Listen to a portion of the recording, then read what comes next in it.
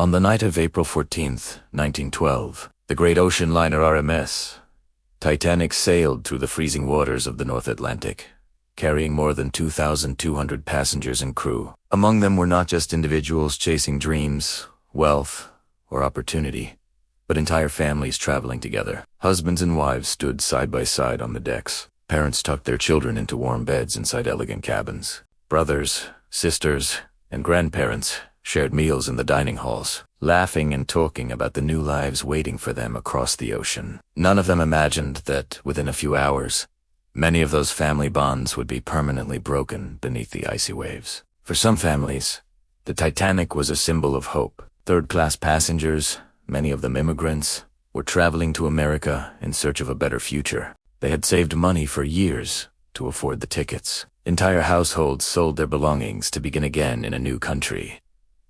Parents promised their children a brighter tomorrow. They traveled together because family meant survival, unity, and strength. They believed that if they stayed together, they could face any challenge. But when the iceberg struck at 11:40 p.m., their unity would be tested in ways they never imagined. In first class, wealthy families enjoyed luxury beyond anything seen before at sea. Elegant suites, fine dining, live music, and warm lighting made the Titanic feel invincible. Prominent families, such as the Strausses, who were widely respected in American society, were among those traveling together. Isidor Strauss and his wife Ida Strauss were returning home after a winter vacation. They had been married for decades and were deeply devoted to one another. When lifeboats began loading women and children first, Ida was offered a seat. She refused to leave her husband behind. Witnesses later recalled her saying that she would not be separated from him after so many years together. The couple was last seen sitting side by side on deck chairs as the ship began its final plunge. In third class,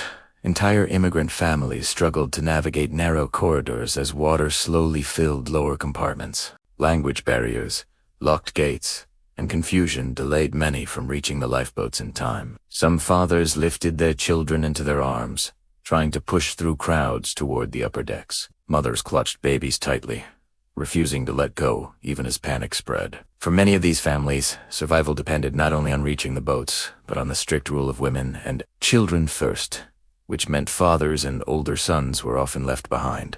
One heartbreaking story involves large immigrant families who boarded together with dreams of building new lives in America. Parents who had once promised safety and stability suddenly faced the impossible decision of whether to send their wives and children away in lifeboats while they remained behind. In many cases, families were separated in seconds. A mother and child might survive while the father disappeared forever into the darkness. In other tragic cases, entire families failed to reach the boats at all and were lost together when the ship sank. Second-class passengers, often middle-class professionals and their families, also faced devastating losses. Many had traveled for education, work opportunities, or reunions with relatives already living abroad. They were not as wealthy as first-class passengers, but they still carried hope and optimism. When the collision occurred, confusion spread quickly. Some families believed the ship would not sink and return to their cabins after initial warnings. That delay cost precious time. As lifeboats launched half-empty in the early stages of evacuation, some families remained unaware of the seriousness of the situation. The design of the Titanic itself played a tragic role in these losses. The ship did not carry enough lifeboats for everyone on board. Even though it met legal requirements at the time, those regulations were outdated and based on older, smaller ships. As a result, when the emergency unfolded, there simply were not enough spaces available. For families traveling together, this created impossible choices. Officers enforced evacuation rules, and in many cases, families were physically separated during the loading process. As the night grew colder and the ship tilted further forward, the reality became undeniable. Children cried as they were lowered into lifeboats without their fathers. Wives looked back toward the deck, searching for one last glimpse of their husbands. Some men attempted to comfort their loved ones, promising that they would follow in another boat. Many knew those promises were unlikely to be fulfilled. When the Titanic finally broke apart and disappeared beneath the ocean at 2:20 a.m. on April 15th, 1912, more than 1,500 lives were lost. Among them were hundreds of family members who had begun the journey together but never returned home. Entire surnames vanished from passenger lists, representing complete households erased in a single night. The rescue ship RMS Carpathia arrived hours later to collect survivors from lifeboats. On board Carpathia, scenes of grief unfolded as survivors searched for missing relatives. Mothers called out for husbands who never answered. Children asked where their fathers were. Some survivors refused to accept the truth until days later, hoping against hope that their loved ones had been rescued by another vessel. Newspapers around the world reported individual stories of heroism and sacrifice, but the deeper tragedy was often found in the silence of entire families who had no one left to tell their story.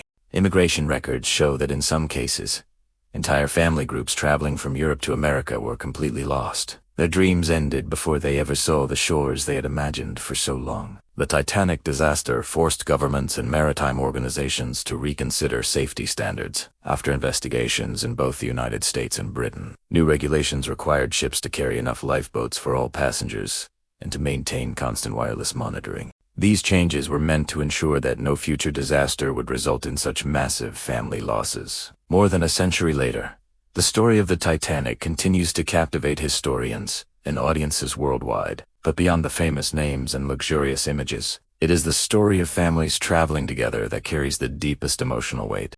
The tragedy was not just about a ship sinking. It was about children losing parents, wives losing husbands, and generations of family history disappearing into the Atlantic. When we remember the Titanic, we often picture the grand staircase, the orchestra playing, or the massive iceberg rising from the dark sea. Yet behind those images are quieter stories of parents holding hands with their children in the final moments, of couples refusing to be separated, of siblings clinging to one another as the deck tilted beneath their feet. These are the human stories that define the disaster. The families who traveled together on the Titanic believed they were stepping into a brighter future. Instead, many stepped into history as part of one of the most heartbreaking maritime tragedies ever recorded. Their journey began with hope, unity, and shared dreams. It ended in freezing waters under a silent, star-filled sky. And in that silence, countless family stories were left unfinished, remembered only through records, survivor accounts, and the echoes of a night that changed the world forever.